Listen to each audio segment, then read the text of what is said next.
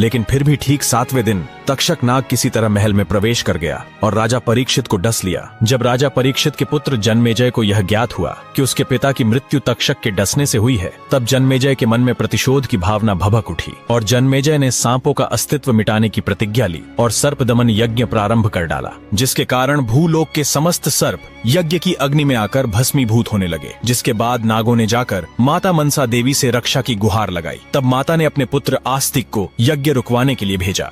अग्नि में सर्पों की आहुति दी जा रही थी। तब माता मनसा देवी के पुत्र आस्तिक के सत प्रयत्नों से नागों के प्राणों की रक्षा की गई। समय बीतता गया और एक दिन जन्मेजय की भी प्राकृतिक कारणों से मृत्यु हो गई। लेकिन जब जन्मेजय की मृत्यु हुई तब बदला लेने के लिए नागों ने जन्मेजय की आत्मा को पाताल लोक में बंदी बना लिया। युग बदलते गए और फिर प्रारंभ हुआ कलयुग। इस काल के युग में एक बालक का जन्म हुआ। जब ज्योतिष ने ग्रह नक्षत्रों का आकलन किया तो ज्योतिष भयभीत हो गया और कहा कि इस बालक का जन्म घोर अशुभ नक्षत्रों में हुआ है। ज्योतिष ने बालक के माता पिता को उसे समुद्र में फेंकने के लिए बाध्य किया। ज्योतिष के दबाव में आकर बालक के माता पिता को न चाहते हुए भी ऐसा करना पड़ा। जब बालक को समुद्र में फेंका गया तो समुद्र में मौजूद एक विशालकाय मछली ने उसे निगल लिया और बालक कई वर्षों तक मछली के पेट के अंदर ही रहा। जिसके बाद मछली तैरते हुए एक समुद्र तट पर पहुंची और इसी तट पर भगवान शिव माता पार्वती को योग के रहस्य बता रहे थे। योग रहस्य उस बालक के कानों में भी सुनाई पड़े और उस बालक ने मछली के पेट के अंदर ही योग साधना का अभ्यास प्रारंभ कर दिया। 12 वर्षों की कठिन साधना के उस मछली को एक मछुआरे ने पकड़ लिया और जब उस मछुआरे ने मछली को काटा तो उसे मछली के अंदर एक जीवित बालक मिला। अचरज से भरे मछुआरे ने उस बालक को अपने साथ रख लिया। समय के साथ बालक बड़ा हो रहा था और एक दिन मछुआरे ने उस बालक को मछली पकड़ने के लिए भेजा। जैसे ही बालक ने मछलियां पकड़ी तो देखा बाहर निकालते ही मछलियां तड़पने लगीं। करुणामयी बालक ने सभी मछलियों को वापस जल में छोड़ दिया और खाली हाथ वापस लौट आया। जब मछुआरे को इस बात का पता चला तो उसने बालक को बुरा भला कहा।